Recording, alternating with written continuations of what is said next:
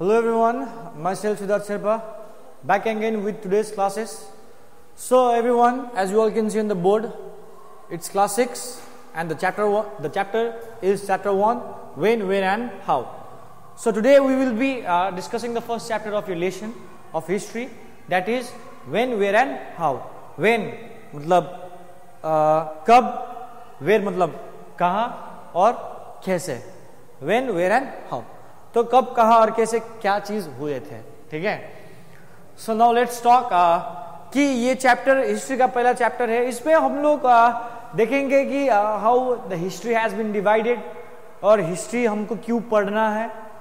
तो यही सारी चीजें हम लोग ये चैप्टर में डिस्कस करेंगे. तो सबसे पहले देखा जाए तो हम लोग देखेंगे कि टॉपिक्स जो हम लोग ये चैप्टर में कवर करेंगे, इंपॉर्टेंस ऑफ हिस्ट्री, हिस्ट्री का क्या महत्व है ये देखेंगे. एंड उसके बाद significance of dates in history, history में तारीख यानी कि डेट्स का क्या महत्व है, ठीक है. ज्योग्राफिकल टाइम फ्रेम यानी कि ज्योग्राफिकल टाइम फ्रेम मतलब कि जो लैंड, जो ज्योग्राफिकल फीचर्स है एक कंट्री का, वो किस प्रकार से एक इतिहास को बनने में मदद करता है. जैसे कि और हम लोग sources of history and there classification, हम लोग स्रोत, जैसे पानी नल से आता है, नल में पानी कहां से आता है, अंडरग्राउंड वाटर से आता है. अंडरग्राउंड वाटर में पानी कहां से आता है, बारिश का पानी जब लैंड में सीप होता है तो एक प्रकार से क्या हो गया, वो हमारे नल में आने वाला पानी का सोर्स कहां पे, वो अंडरग्राउंड वाटर. वैसे इतिहास जो कुछ भी हम लोग पढ़ रहे हैं वो कहां से आ रहा है, उसका सोर्सेस देखेंगे, ठीक है. और उसको क्लासिफाई भी करेंगे, सोर्सेस कैसे हैं, कितने प्रकार के होते हैं, ठीक है. तो now let's move towards the chapter. So let's talk about the timeline.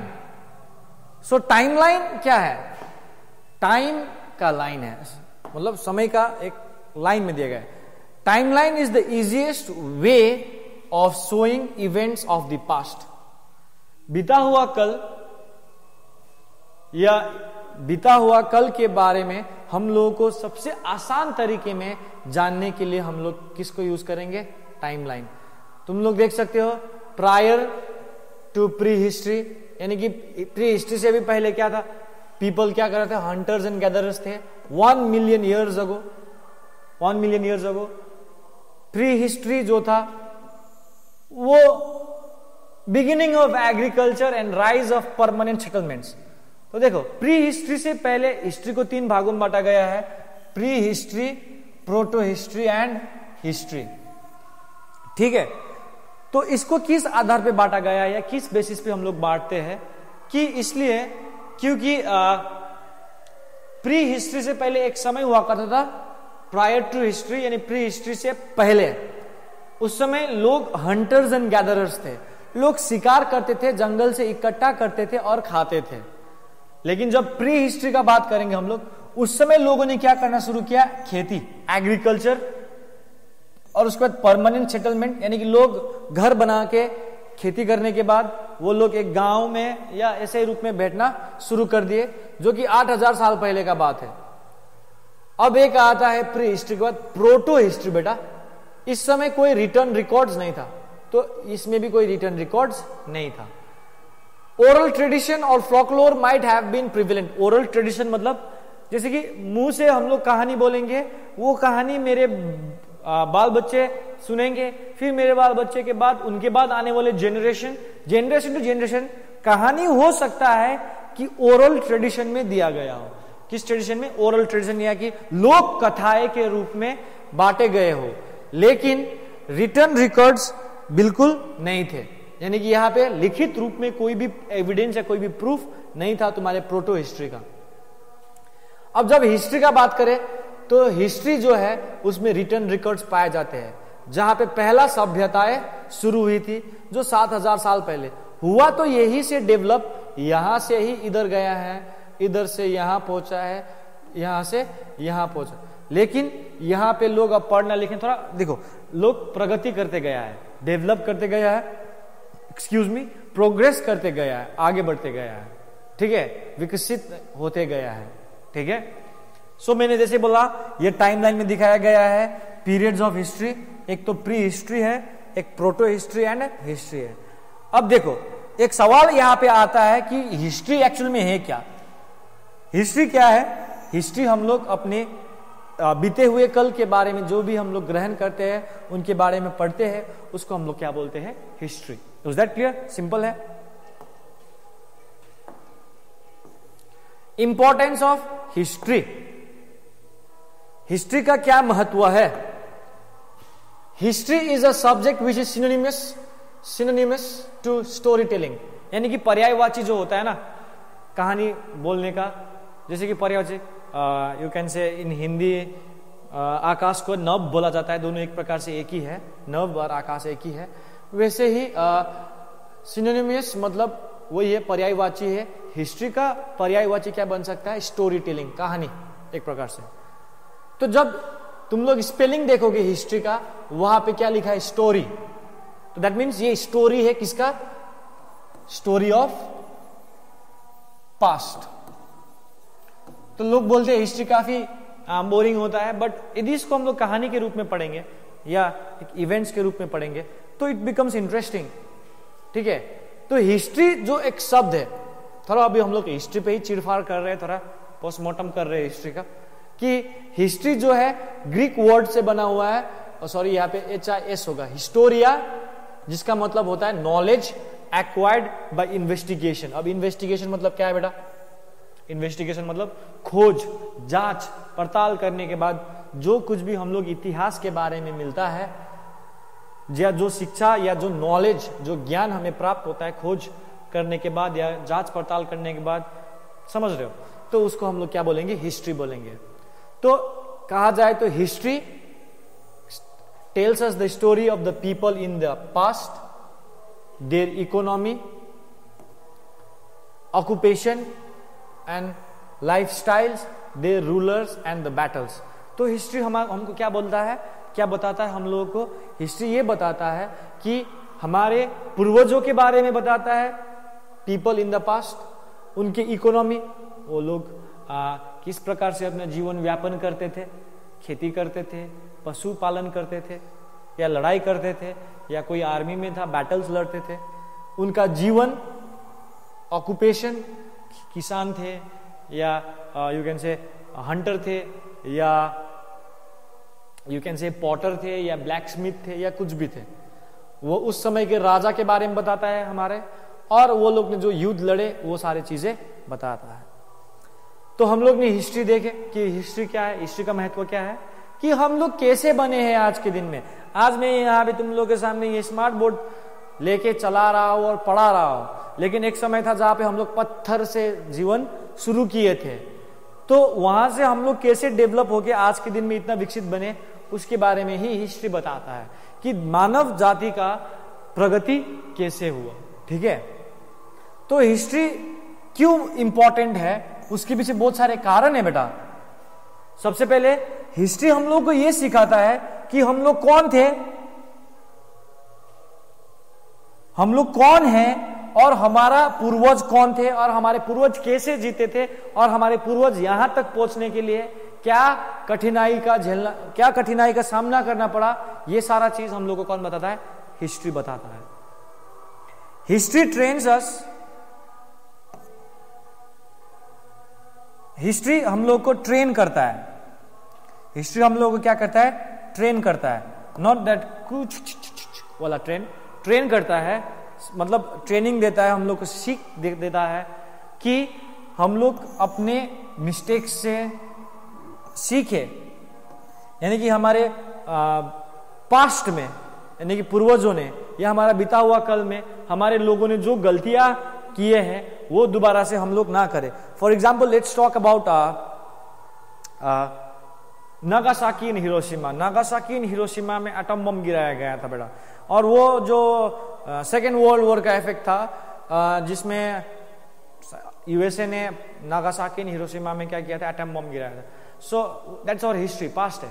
लेकिन आज भी हम लोग एटम गिरा, देखो वहां का इफेक्ट क्या है कि वो एक प्रकार से वॉर तो था, लेकिन एक प्रकार से गलती भी था हमारे मानव जाति का कि उतना बड़ा मास किलिंग वेपन गिरा दिए, जिसकी वजह से वहां पे आज के दिन में एक घास भी नहीं उगते हैं। ठीक है, तो ये सब हमारी गलतियां है। आज के दिन में अगर हम लोग वर्ल्ड वॉर करेंगे तो हमारा ही खात्मा होगा, हमारा ही अंत होगा। जो हमारे पूर्वजों ने इतना मेहनत करके यहाँ तक लाया है उसको हम लोग वैसे खत्म नहीं करना है, ठीक है। तो हम लोगों को अपनी गलतियों से या हमारे बीता हुआ कल से बहुत सारी चीजें सीखना है, सिखाता है। हम लोग को ये भी सिखाता है, teaches us to research and inquire facts before accepting them as relevant। कोई भी चीज सच्चा है या सत्य नहीं है, क्या वो चीज आज के जीवन में मिलता है या नहीं मिलता है, तो उसको कि वो चीज सच्चा है या सत्य है, दैट इज ट्रू और फॉल्स, वो कहने से पहले हम लोगों को तथ्यों के ऊपर इंक्वायर करना सिखाता है हिस्ट्री। हम लोगों को एक प्रकार से क्या चीज सही है क्या गलत है, वो चीज को हम लोग कंक्लूजन में आने से पहले हिस्ट्री हम लोग को ये सिखाता है कि किसी भी चीज को सच्चा मानने से पहले उसके ऊपर रिसर्च करना या उसके ऊपर इंक्वायर करना, और फैक्ट्स जो तथ्य होता है क्या वो सही है या गलत है, तभी हम लोग क्या करेंगे उसके ऊपर एंडिंग कर सकते हैं।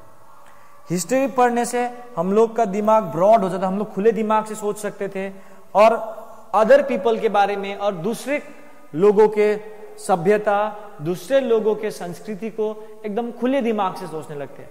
हम लोग में कोई प्रकार के डिस्क्रिमिनेशन नहीं होगा, क्योंकि हमारे यहाँ पे जैसे क्लास में पढ़े हैं क्लास 6 के तुम्हारे पहला चैप्टर सिविक्स में डाइवर्सिटी, तो डाइवर्सिटी जो ये हिस्ट्री, ये कल्चर जो हम लोग बात करते हैं, संस्कृति जो ट्रेडिशन, वो इतिहास से हम लोगों को पास डाउन होके आया जनरेशन, तो वैसे चीजों को हम लोग को डिस्क्रिमिनेट नहीं कर रहा है। जैसे वो लोग का अलग कल्चर है, मेरा भी अलग कल्चर है, तो हम लोग को ब्रॉड माइंडेड होना सिखाता है, खुले दिमाग से सोचने वाला दिमाग बनाता है हिस्ट्री।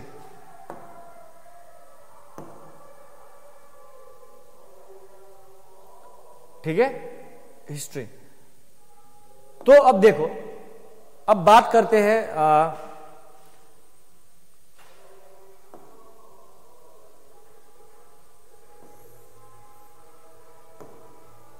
ठीक है, our knowledge of prehistory, हमको जो ज्ञान मिलता है प्री हिस्ट्री के बारे में वो किसके ऊपर आधारित है?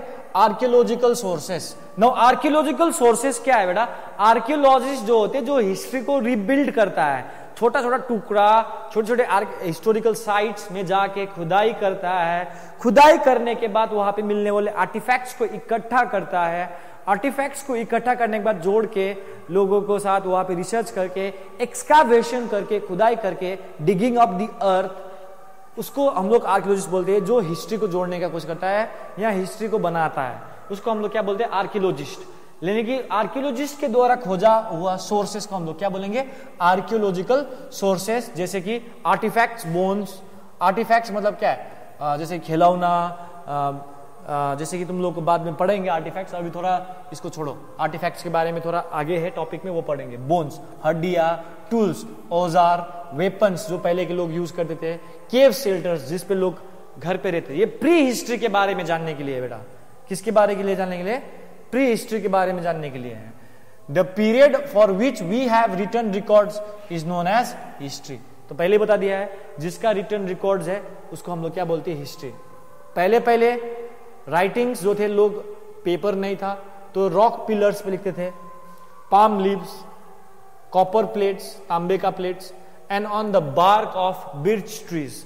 Bark of birch trees. Birch एक प्रकार का ट्री है, कश्मीर में बहुत पाया जाता है। तो बुर्जाहोम जो आगे हम लोग पढ़ेंगे उसी से नाम मिला है। बुर्जाहोम मतलब लैंड ऑफ बिर्च ट्रीज। तो ये बिर्च ट्रीज के जो बाहर का खाल होता है या चमड़ा होता है, स्किन ऑफ द ट्री, उस पे लिखा गया था। यहाँ पे थोड़ा मिस्टेक हुआ है। डीप ट्रांसलेशन, ओके, ये डीप नहीं होगा, यहां पे क्या होना चाहिए? जैसे कि दिस ट्रांजिशन, यहां पे आई होगा। दिस ट्रांजिशन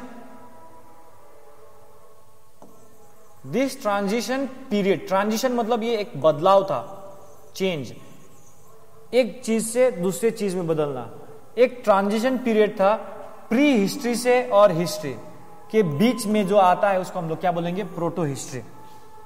तो यहां पे एक बार जाते हैं, देखो, प्री हिस्ट्री, हिस्ट्री, यहाँ पे लोग एग्रीकल्चर करना शुरू किया, यहाँ पे लोग थोड़ा सभ्यता हो गए, लेकिन यहां से यहां पहुंचने तक ये बीच का दौर, उसको हम लोग ट्रांजिशन बोलते हैं। क्या बोलते हैं? ट्रांजिशन, यानी कि एक चीज से दूसरे चीज में जाने का समय जो होता है उसको हम लोग क्या बोलेंगे? Proto history.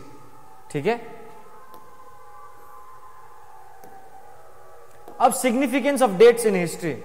अब डेट्स, तारीख, डेट्स, ईयर क्यों महत्व है? तो एक थोड़ा सा जोक है, which is the most important fruit in history. तो इतिहास में सबसे महत्वपूर्ण फ्रूट कौन सा है? तो जैसे कि तुम लोग खजूर को क्या बोलते हैं इंग्लिश में? Date. That's just a little bit of sarcastic way. अगर हंसी आया तो तुम लोग हंस सकते हो। Date is the most important fruit in the history. क्यों? क्योंकि डेट काफी मायने रखता है। अब देखो कैसे मायने रखता है। Dates tells us about significant events. बहुत इंपॉर्टेंट इवेंट्स के बारे में हम लोग को डेट्स के बारे में ही हम लोग को पता चलता है। जैसे कि बैटल ऑफ पानीपत कब हुआ था? 1526, first battle of Panipat, battle of Tarain 1191, 92, and there are very much things. British कब आए थे? अब देखो तारीख से ही पता चल रहा है। हिस्टोरियंस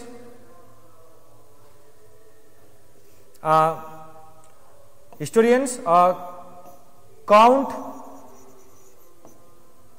years, हिस्टोरियंस काउंट यानी कि हिस्टोरियन गिनता है ईयर्स फॉरवर्ड और बैकवर्ड, या तो आगे गिनता है या तो पीछे गिनता है। From the birth of Jesus Christ, from the birth of Jesus Christ.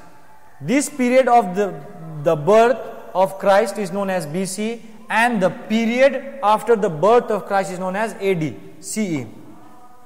आज के देखो ये हम लोग समझेंगे अभी। हिस्टोरियंस साल कैसे गिनता है? फॉरवर्ड या बैकवर्ड। लेकिन एक चीज बेटा करो, समय जो होता है बेटा, भले ही फॉरवर्ड गिने ऐसे बैकवर्ड गिने। बैकवर्ड मतलब यू कैन से यहां से इधर गिने, या हम लोग फॉरवर्ड इधर जाएंगे। फॉरवर्ड ये सारा फॉरवर्ड है। यदि बैकवर्ड जाना है तो बैकवर्ड जाएंगे। लेकिन समय जो होता है बेटा लेफ्ट टू राइट ही जाता है, लेफ्ट टू राइट ही हम लोग गिनेंगे। ठीक है, अब उसके बारे में हम लोग तुमको समझाएंगे। The period before the birth of Christ is known as BC। आज के दिन में BCE कहा जाता है, बिफोर कॉमन एरा। पहले बोला जाता था बिफोर क्राइस्ट, और AD का मतलब होता था एनो डोमिनी, या कभी कभी लोग आफ्टर डेथ भी बोलता था। अब देखो पहले BC मतलब बिफोर कॉमन एरा। आज के दिन में पहले AD बोलता था, आज क्या है? CE common era. तो यानी कि जीसस क्राइस्ट जब पैदा हुआ है उसके इधर जाएंगे तो CE, इधर जाएंगे तो BCE, इसको बिफोर कॉमन एरा। अब ये चीज क्या है हम लोग यहां पे देखेंगे। देखो 1 CE, ये जो 1 CE जो यहां पे तुम लोग को दिख रहा है, बर्थ ऑफ जीसस, एक प्रकार से देखा जाए तो बर्थ ऑफ जीसस से इधर जाएंगे तो क्या है? Common era. ठीक है, अब इधर जाएंगे तो बिफोर कॉमन एरा।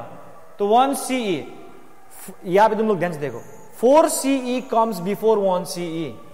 तो इसका मतलब यह है बेटा, हम लोग CE में जाना है। 4 BCE, देखो ये टर्म को मत भूलना, ये टर्म को BCE। 4 BCE किससे पहले आता है? 1 CE, सॉरी 4 BCE जो है, ये जो दिख रहा है, ये 1 BCE से पहले आता है। तो हम बार बार बोल रहे हैं, हम लोग इधर से इधर जा रहे हैं। ठीक है, we are going towards this directions. तो 4 के बाद 3, 2, 1, यहां पे डेट कैसे गिन रहा है? 4 के बाद 3 आ रहा है, 3 के बाद 2 आ रहा है, 2 के बाद 1 आ रहा है। जैसे 1 आएगा 1 CE आएगा, 1 CE के बाद 1, 2, 3, 4। तो पहले डेट ऐसे गिना जाता था कि 4 के बाद 3, 3 के बाद 2, 2 के बाद 1, एंड 1 के बाद फिर 1 BCE है। डोंट गेट कंफ्यूज, 1 BCE है। 1 BCE के बाद फिर आएगा 1 CE। अब यहां से जीसस क्राइस्ट का जीसस क्राइस्ट के बर्थ के बाद, उसके बाद 2 CE, 3 CE, 4 CE common era. तो 1 CE पहले आना चाहिए ना इस हिसाब से, तो इधर के हिसाब से नहीं, यहां से डेट उल्टा गिना जाता है, ऐसे बैकवर्ड्स गिना जाता है ऐसे। तो इसीलिए जो है 4 BCE के बाद 1 BCE आता है। फिर अगर हम लोग यहां पे देखेंगे after once and 4 CE after 1 CE, फिर यहां पे देखा जाए तो 4 CE 1 CE के बाद में आता है, क्योंकि अब हम लोग 1 2 3 4 इधर काउंट करेंगे, लेकिन इधर से काउंट करेंगे तो 4 3 2 1। लेकिन बात एक ये चीज याद रखना कि समय हमेशा लेफ्ट टू राइट चलता है, भले ही काउंटिंग बैकवर्ड हो रहा हो या फॉरवर्ड हो रहा हो, ठीक है। 4 3 2 1 1 2 3 4। So if we take 200 BCE, हम लोग किस में देखेंगे 200 BCE, it will come after 2000 BCE। तो यानी कि 2000 BCE क्या आता है, पहले आता है, क्योंकि 2000 के बाद आएगा 1999, 1998, 1997, तो करते करते बाद में 200 आएंगे, तो इधर से जाएंगे ऐसे। तो इसको हम लोग क्या बोलेंगे, ये कहने का मतलब 2000 BCE जो होता है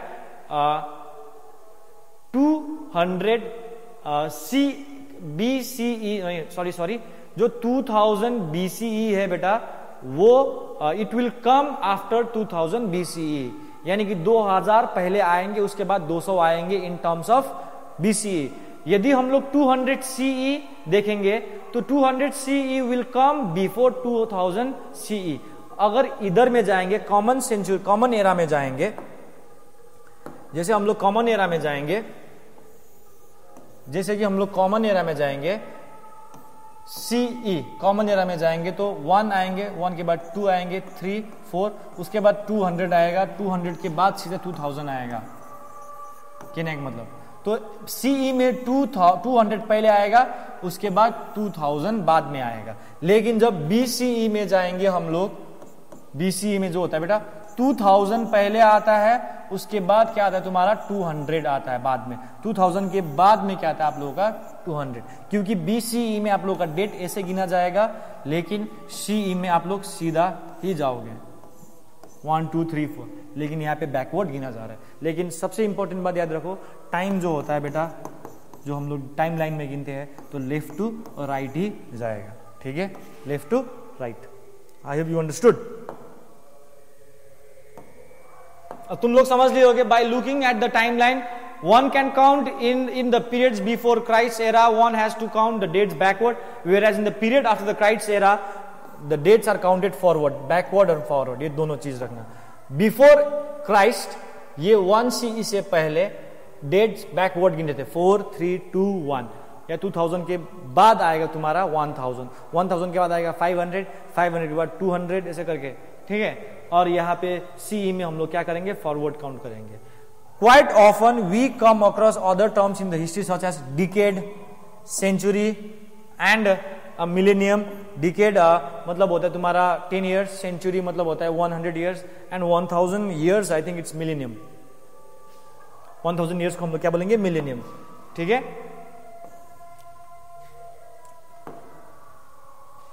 वहां पे रखते हैं। Okay, now let's talk geographical time frame. No geographical time frame मतलब क्या है बेटा, कि हमारा ज्योग्राफी, हमारे भौगोलिक मानचित्र या जो भूगोल, हमारे देश का भूगोल या भौगोलिक या फिजिकल फीचर्स कैसे हम लोगों का काम करता है। जैसे कि the geography of a land often plays a vital role in its history. The factors that influence the location of early settlements around the world also includes geography. Geography बहुत मायने रखता है बेटा हिस्ट्री में। क्यों? क्योंकि जो सेटलमेंट्स, जो पहली बार लोग ये संसार, ये विश्व में आए थे, रहना शुरू किए थे, लोगों ने घर बनाना शुरू किया था, उसके लिए भी सबसे इंपॉर्टेंट रोल किसने प्ले किया है, ज्योग्राफी। अब ज्योग्राफी ने कैसे, क्योंकि Mesopotamia, Indus valley, Egyptian civilisation, ये सारे नदी के किनारे ही बसा था, या सिंध रिवर वैलीज यानी कि नदी के घाटियों में बसा था। इसको सिंध घाटी या इंडस वैली सिविलाइजेशन बोला जाता है, या Mesopotamian civilisation that is on the river valley of, not valley but river of Euphrates and Tigris. And Egyptian जो किस में है, river Nile. And Chinese civilisation river Yangtze, Yangtze Kiang, ऐसा कुछ नदी है, yellow river also known as. तो river valleys पे क्यों कहा, क्योंकि वो लोगों को पानी मिले, खेती करने के लिए जमीन मिला। तो history of India has also been affected by physical features of the land. हमारे इंडिया में भी जो फिजिकल फीचर्स है बेटा, उसकी वजह से क्या हुआ है, हमारा लैंड में यानी कि लोगों का जो बसेरा बसा है, उसमें भी हमारे ज्योग्राफिकल फीचर्स ने काफी इंपॉर्टेंट रोल प्ले किया है। ठीक है, जैसे कि नॉर्दर्न माउंटेन्स और the great Himalayas, the northern mountains और द ग्रेट हिमालयस। हमारे देश के नॉर्थ में I should have bought a map but I forgot it, but if you look at the map of India, it's somewhat like this.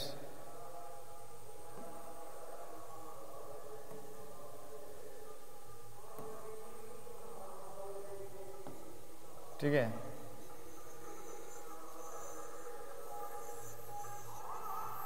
so if you see this northern part of the India, ये जो part है, ये हमारे भारत का जो ये part है, ये हिमालय से बना हुआ है। क्या है, तो ये हिमालय क्या करता है, ये हिमालय जो है बेटा, ऊपर से आने वाले आक्रमण जो आएंगे, नॉर्थ से आने वाले, सेंट्रल एशिया से आने वाले अटैक्स को क्या करता है, प्रोटेक्ट करता है। ये हिमालयस प्रोटेक्ट्स अस। तो बार बार पढ़ रहे हो ज्योग्राफी में अदर सब्जेक्ट, प्रोटेक्ट्स अस। ठीक है, so now if you look at this somewhat like this है यहाँ पे। So after that you let's move towards यहाँ पे। ओके, सो समवट लाइक यहाँ पे अगर साउथ इंडिया में जाएंगे हम लोग, ठीक है, तो अब यहाँ पे ठीक है, तो समवट लाइक ऐसा है इंडिया। तो उसके बाद हम लोग देखेंगे कि they check the invaders in the past. ऊपर से आने वाले जो हमला करने वाले लोग होते थे, उससे हम लोग को बचाता था क्या, Himalayas. Low lying points called passes have always helped people to travel in and out of the India frequently. तो जब दो पहाड़ घाटियों में जो जैसे माउंटेन्स है, इसके बीच में यहाँ पे जो रास्ता है जो होता था, उसको हम लोग क्या बोलते थे, पास। तो इन्हीं पास के वजह से ही लोग इंडिया में आए, इंडिया से बाहर भी गए। बहुत सारे लोग आए, ट्रैवलर्स मतलब यात्रा करने वाले, पिलग्रिम्स मतलब तीर्थ यात्री, स्कॉलर्स विद्वान लोग, traders etc. have traveled across these passes and brought new ideas, customs and tradition to make our culture more diversified. तो यही सारे पासेस के हेल्प से बहुत सारे ट्रैवलर्स, यात्री हैं, पिलग्रिम्स तीर्थ यात्री, विद्वान, ट्रेडर्स, व्यापारी, बहुत सारे लोग आए और बहुत सारे नए आइडियाज हमारे देश में देके गए, जिससे हमारे सभ्यता और विभिन्न हो गए, मतलब मिक्सर हो गए। ठीक है, बहुत सारे नए आइडियाज को देख के। अब जैसे ही हम लोग जाएंगे, जैसे ये घाटी खत्म हो जाता है, तो जो ये एरिया जो हम लोग येलो कलर से कवर कर रहे हैं, इसको हम लोग क्या बोलेंगे, नॉर्दर्न प्लेन्स। क्या बोलेंगे, नॉर्दर्न प्लेन्स। अब ये तो नॉर्दर्न प्लेन्स है बेटा, ये फर्टाइल एरिया है। क्या है, ये क्या है, फर्टाइल एरिया है। और आपके यहां पे देखा जाए तो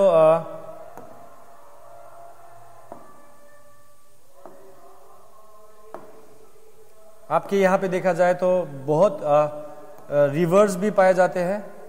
ठीक है, जैसे कि यहाँ से आप लोगों का गंगा, ये नहीं, गंगा ऐसे आती है यहाँ पे। ठीक है, बहुत सारे रिवर्स बहते हैं, दिस ये ब्लू कलर का क्या आप लोगों का रिवर्स। तो ये सारे नदियों में क्या करने लगे, बहुत सारे लोग सेटल होने लगे। क्यों, यहाँ पे खेती करना ये लोग का आसान हो गया, जमीन फर्टाइल मिले, नदी का पानी मिले। जैसे नॉर्दर्न प्लेन्स, हिमालयस के नीचे नॉर्दर्न प्लेन्स है, इंडस रिवर और गंगा रिवर के बीच में। This plain is fertile due to the alluvium. यहाँ पे एल्यूमिनियम आया, बहुत सारे मिस्टेक्स हुआ है, इसमें हम लोग बोलेंगे alluvium, ALLUVIUM, alluvium. Okay, alluvium मतलब फर्टाइल सोइल। ठीक है, जो नदियां लाती थी। ये प्लेन, ये जो प्लेन था बेटा, served a variety of purpose for people. For example they help in agriculture. ये प्लेन में क्या होता था, लोगों को बहुत सारे काम करने में मदद किया, जैसे कि एग्रीकल्चर।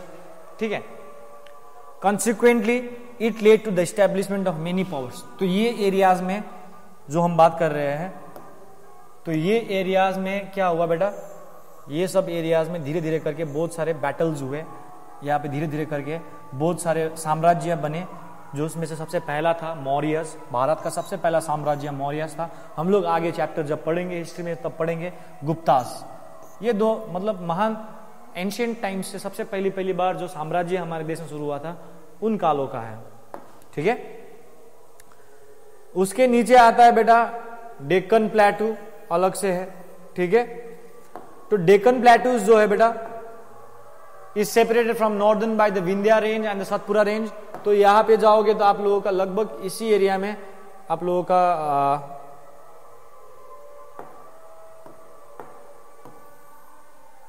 इस एरिया में आप लोगों का क्या है, Vindhyas.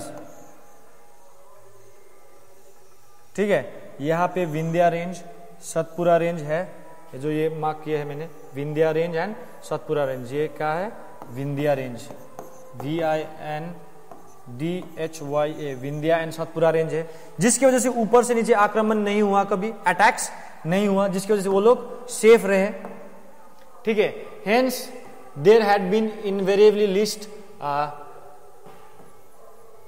List rate from the invaded list attack rate, यहाँ पे बोलोगे invariably list attack from the invaders in the area, and many powerful regional kingdoms like Cholas, the Cheras and the Rashtrakutas flourished here. तो south India में देखा जाए तो वो विंध्या और सतपुरा माउंटेन ने क्या किया, ऊपर से अटैक क्या किया, रोका, जिसकी वजह से क्या हुआ, वहां पे अलग से ही साम्राज्य बनने लगे। अब हमारा इंडिया बे ऑफ बंगाल है, जैसे कि हमारा इंडिया का साउथ ऐसा है, तो यहाँ पे बे ऑफ बंगाल, अरेबियन सी, तो हमारा इंडिया पेनिनसुला है। पेनिनसुला मतलब a land, a body of a land covered by water bodies on three sides. The Indian Ocean to its south, the Arabian Sea in the west, and Bay of Bengal to its east. तो जब तीनों ओर से पानी ही पानी है, तो वहां पे many ports of international fame emerged. यानी कि अंतरराष्ट्रीय स्तर पे उसी जमाने में ही हमारा भारत का जो समुद्री यू कैन से पोर्ट्स थे, सी पोर्ट्स, ठीक है, तो वो इमर्ज हुए। Trade and commerce help regional dynasty flourish. बहुत सारे रीजनल डायनेस्टी साम्राज्य फूले किसके आधार पे, ट्रेड के आधार पे, and strong navy and built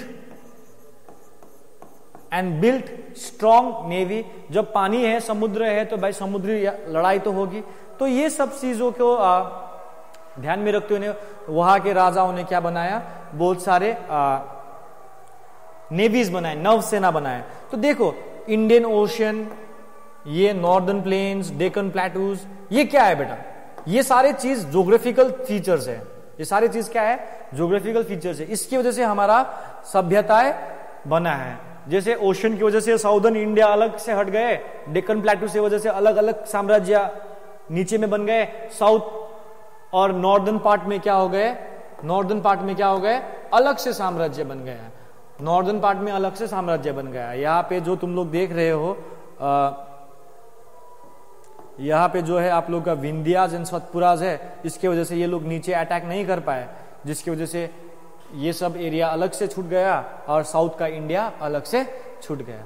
तो हम लोग नेक्स्ट जो पढ़ने वाले हैं बेटा, this is the sources of history and classification and there classification. History को हम लोग कैसे, स्रोत मैंने बोला है, हिस्ट्री का क्या बोलेंगे, सोर्सेस मतलब क्या है, जैसे घर में नल में पानी आता है, नल का पानी कहां से आता है, मोटर से आता है, मोटर का पानी कहां से आ रहा है, ग्राउंड वाटर से आ रहा है, तो वो क्या है, तुम्हारा सोर्स हो गया, पानी का स्रोत हो गया। वैसे इतिहास का स्रोत क्या होता है, सोर्सेस ऑफ हिस्ट्री, जैसे कि देखा जाए तो we need some sources to study our past. History बिना सोर्सेस के बारे में हम लोग नहीं पढ़ सकते हैं। Sources can be classified into two major divisions, जो कि आर्कियोलॉजिकल एंड लिटरेरी सोर्स है। Archaeological and literary source, archaeological source and literary source. तो आर्कियोलॉजिकल सोर्स हम लोग पहले देखेंगे क्या है, ठीक है, लिटरेरी सोर्स बाद में देखेंगे। These are the sources which archaeologists carefully excavate from the places where ancient people live। तो ये ऐसे जगह है बेटा आर्कियोलॉजिकल सोर्सेस। आर्कियोलॉजिकल सोर्सेस ऐसे चीजें हैं जो हम लोगों को कहां से मिलता है, जब आर्कियोलॉजिस्ट क्या करते हैं, देखो सी इज एन आर्कियोलॉजिस्ट, ठीक है, तो आर्कियोलॉजिस्ट क्या करता है, एक्सकैवेट कर रहा है, देखो खुदाई कर रहा है, एकदम केयरफुल्ली खुदाई करता है जहां पे एंशियंट पीपल रहते थे, पुराने जमाने के लोग रहते थे। They are direct source of history. Archaeological क्या है? डायरेक्ट सोर्स ऑफ हिस्ट्री है। मतलब डायरेक्ट इस प्रकार से वो जो सामान, जो चीजें हम लोगों को आर्कियोलॉजिकल सोर्सेस के रूप में मिलता है, वो डायरेक्टली कहां से मिल रहा है बेटा? डायरेक्टली जो इंसानों ने उसको यूज किया है वही से मिल रहा है। जैसे कि देखो, ये खुदाई करने के बाद ये पॉट्स हैं, यहाँ पे भी बहुत सारे इसी को हम लोग आर्टिफैक्ट्स बोलेंगे। ठीक है, तुम लोग सोच रहे थे। तो यही चीज क्या है कि हम लोग को हिस्ट्री के साथ जोड़ता है। तो ये सब चीज पढ़ने के बाद हम लोग को समझ में आता है कि वहाँ के लोग कैसे रहते थे, वो लोग क्या करते थे, पॉट्स, मेटल्स क्या डिस्कवर किए थे, उसके आधार पे। आर्कियोलॉजिकल सोर्सेज में बहुत सारी चीजें होते हैं बेटे, जैसे monuments, buildings, inscriptions, artifacts, coins and seals. तो सबसे पहले हम लोग जो देखेंगे आर्कियोलॉजिकल सोर्सेज में, वो देखेंगे आप लोगों का monuments. Monuments, temples, forts, palaces and other structures built for some special purposes are called monuments. Temples हो गए, फोर्ट्स हो गए, पैलेसेस हो गए, महल हो गए, और बहुत प्रकार के स्ट्रक्चर्स होते हैं बेटा जो बनाए गए थे कुछ खास चीजों के लिए, उसको हम लोग क्या बोलते हैं? मॉन्यूमेंट्स बोलते हैं। ठीक है, ताजमहल शाहजहां ने अपने बेगम मुमताज महल के लिए बनाया था, बोला जाता है। तो देखो, जब ये ताजमहल, जैसे कि details about the period in which they were built, the artistic skills of that period receive the patronage of builders और रूलर्स एक्सेट्रा। तो हम लोगों को मॉन्यूमेंट से क्या मिलता है? डिटेल्स मिलता है कि वो किस साल में बना है, किस दौर में बना है, इन विच दे वेर बिल्ट, और वहां पे किस प्रकार के आर्टिस्टिक स्किल्स है ऑफ द पीरियड, वहां पे किस प्रकार के आर्टिस्टिक स्किल्स पाए जाते हैं, वहां पे किस प्रकार के कला इस्तेमाल किए गए हैं, वहां पे पैट्रोनेज मतलब किस प्रकार के एक प्रकार से देखा जाता है पैट्रोनेज मतलब उसको किस प्रकार के सुविधाएं राजाओं ने दिया था, या उस प्रकार के बिल्डर्स कैसे थे, वहां के राजा कैसे थे, एंड मेनी मोर। ठीक है, इज दैट क्लियर? तो तुम लोग देख सकते हो यहाँ पे व्हाइट मार्बल यूज किया है। यहाँ का जो आर्टिस्टिक स्टाइल था पर्शियन स्टाइल था। जो ये सन टेम्पल जो देख रहे हैं आप लोग कोणार्क के, यहाँ का आर्टिस्टिक स्टाइल इससे अलग है। तो इससे हम लोग पता चलता है कि ये दोनों अलग काल में बना है, ये दोनों का अलग इतिहास है, ये दोनों अलग तरीके से बनाया गया है। Is that clear? So inscriptions are writings engraved on rock pillars, metal plates, clay tablets, walls of temples, houses and tombs are called inscriptions. तो inscriptions क्या है आप लोगों का? ये writings है जो पिलर्स पे लिखा गया है, क्ले टैबलेट्स पे लिखा गया है, दीवालों पे लिखा गया है मंदिरों के, मेटल प्लेट्स, रॉक पिलर्स देख सकते हो यहाँ पे लिखा है, ये इंस्क्रिप्शन है। खोटा गया है, ये दबा के लिखा गया है, देख सकते हो। These are called inscriptions. Inscriptions के बारे में पढ़ना उसको क्या बोलते हैं? एपिग्राफी। क्या बोलते हैं? एपिग्राफी। ये इंस्क्रिप्शंस किसके बारे में बोलता है? राजाओं का जीत के बारे में बोलता है। राजा ने किस प्रकार का युद्ध लड़े, या राजा के अच्छाई के बारे में, अच्छा राजा के गुणगान के बारे में बोलता है।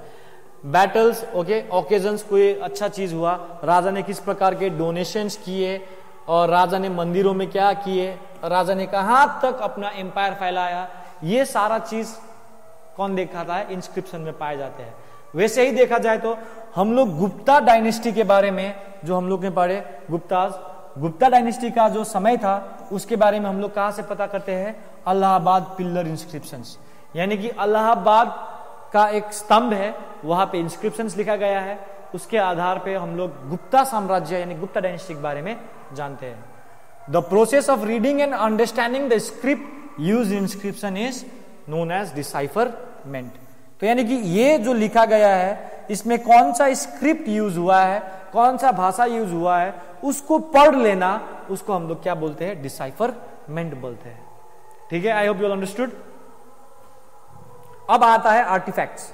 आप लोग बार बार बोल रहे थे आर्टिफैक्ट्स के बारे में ना, आप लोग नहीं, हम बोल रहे थे बार बार। ठीक है, और ये जो होता है बेटा मैन्यूस्क्रिप्ट्स का फोटो है, देखो ये बिर्च ट्रीज में लिखा था, ये देख रहे ट्रीज के बार्क जो होता है अलग से उसमें लिखा जाता था मैन्युस्क्रिप्ट, जब पेपर नहीं थे तब। आर्टिफैक्ट्स क्या है? आर्टिकल्स, ये छोटी छोटी चीजें होती है जैसे टूल्स, औजार, weapons, pottery, tiny sculptures,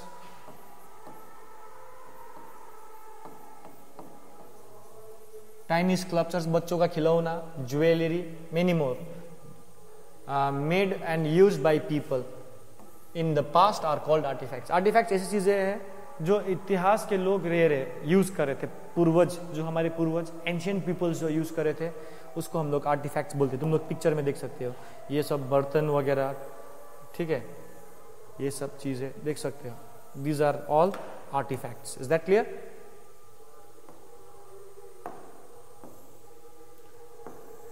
so now let's talk about coins. सिक्के, सिक्के भी काफी इंपॉर्टेंट होते हैं।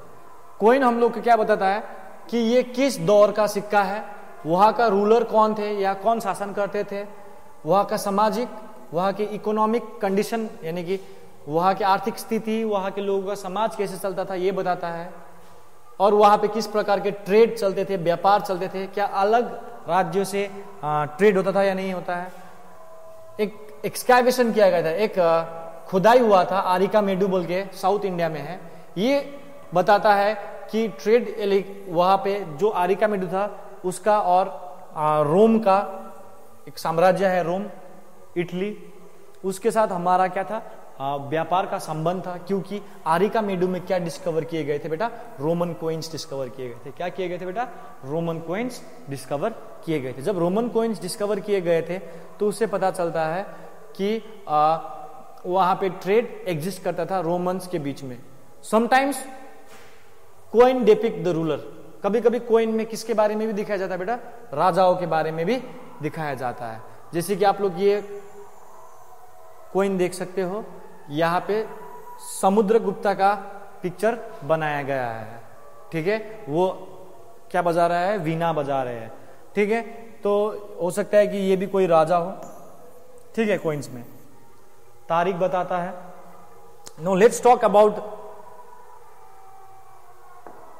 Talk about seals. Seals are object with engraved emblems or stamped authority, like found those at Indus Valley sites, often show animals and figures of gods, ठीक है। They also contain instructions from which archaeologists can get information if deciphered, like the Pasupati seals etc. तो देख रहे seals देख सकते हो तुम लोग फोटो में। Seals are object with engraved emblem, ये ऑब्जेक्ट्स थे जिसमें इनग्रेव्ड किया जाता था इम्ब्लेम्स, देखिए सिंबल्स, ठीक है। They often show animals and figures of God, animals को दिखाया जाता है। ये पशुपति जो भगवान देख रहे हो, पशुपति सील, जैसे कि is known as lord of animals, ये सारी चीज दिखाए जाते थे, ठीक है। दे ऑल्सो कंटेन इंस्ट्रक्शन, यहाँ पे कुछ लिखा गया है, लेकिन दुर्भाग्यवश इंडस वैली का सील्स अभी तक कोई डिसाइफर नहीं कर पाया है, पढ़ नहीं पाया है। दे ऑल्सो कंटेन इंस्ट्रक्शन, हो सकता है कि वहां पे कुछ दिया गया हो, यानी कि ट्रेड रिलेशन बनाने के लिए, ये सब चीजों के लिए सील्स का इस्तेमाल किए गए हो। तो सील्स जो एक प्रकार से स्टैंप है, जो एक प्रकार से ऑथोरिटी यानी कि राजा का भी दिखाता था, ठीक है। तो एक व्यापारी भी अपना सामान को दिखाने के लिए अपना सील्स का इस्तेमाल कर सकते थे, ठीक है। तो ये सील्स से भी हम लोगों को बहुत सारे इंफॉर्मेशन मिल सकता है। तो यहाँ पे तुम लोग देख सकते हो, ये फिगर देख रहे हो मछली जैसा, यहाँ पे भी बनाया हुआ है, ठीक है। तो ये दोनों इंडस वैली का है, ठीक है। जैसे कि पशुपति सिंह लगाया हुआ, he is the Lord of the animal, is also known प्रोटोसिवा। अब हम लोग ने ये जितने भी देखे ये सारे आर्कियोलॉजिकल सोर्सेस थे। So now next what we are going to look is literary sources. अब लिटरेरी सोर्सेस मतलब all written records of the past are literary sources, यानी कि जितने भी हमारे पास्ट का लिखित रूप में पाए गए चीजें हैं उसको हम लोग क्या बोलते हैं बेटा? Literary sources. यानी लिटरेरी सोर्सेस मतलब कि सारा कुछ जो भी लिखा हुआ हम लोग को मिलता है उसको हम लोग क्या बोलते हैं? Literary sources. Which resources of India are manuscripts? Resources of India are manuscripts. Manuscripts जो है हमारे देश में जो पाए गए हैं वो क्या है, एक प्रकार से लिटरेरी सोर्सेस है, जो तुम लोगों को मैंने अभी अभी पिक्चर दिखाया था। Before the invention of paper, manuscripts were generally written on bhojpatra और birch bark and palm leaves. जैसे कि तुम लोग को मैंने ये इमेज दिखाया था, भोजपात्रा बोलते थे इसको, क्या बोलते हैं, भोजपात्र या बीर्च ट्रीज, जो कि जब पेपर नहीं था उस समय लोग इसी में लिखते थे। प्राकृत एंड संस्कृत लैंग्वेजेस यूज्ड, प्राकृत और संस्कृत लैंग्वेज यूज किया जाता था, और जो उसका स्क्रिप्ट था बेटा ब्राह्मी था, जो कि ये भाषा आज के दिन में हम लोग यूज नहीं करते हैं। ठीक है, ये था लिटरेरी सोर्सेस। लिटरेरी सोर्सेस बेटा दो प्रकार के होते हैं। रिलीजियस लिटरेचर, क्या होते हैं, रिलीजियस लिटरेचर होता है। लिटरेरी सोर्सेस दो प्रकार के होते हैं बेटा, एक होता है रिलीजियस लिटरेचर, ठीक है, और एक होता है आपका secular literature. Okay, religious literature जो होता है बेटा, तुम लोगों को मैं बता दे रहा हूं, रिलीजियस लिटरेचर जो होता है, रिलीजियस जो होता है ये किससे जुड़ा है, रिलीजियन से। रिलीजियस लिटरेचर किससे जुड़ा है, रिलीजियन से जुड़ा है। किससे जुड़ा है, रिलीजियन से जुड़ा है। और सेकुलर जो है, नो रिलीजियस,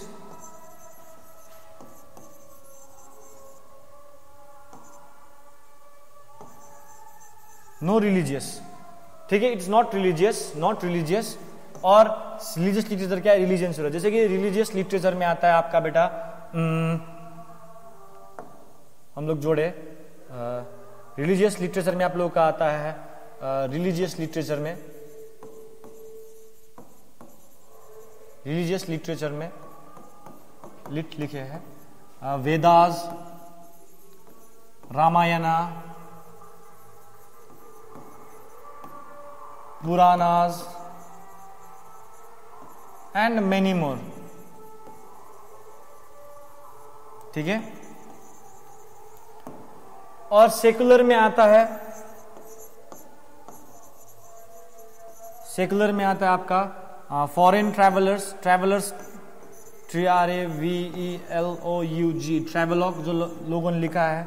उसके अलावा मैगस्थेनिस का जो इंडिका है, मैगस्थेनिस एक ग्रीक एम्बेसडर थे अलेक्जेंडर के, उन्होंने इंडिका लिखा था। उसके बाद फाहेन जो चाइनीज ट्रैवलर जो हमारे इंडिया में आए थे उन्होंने लिखा था।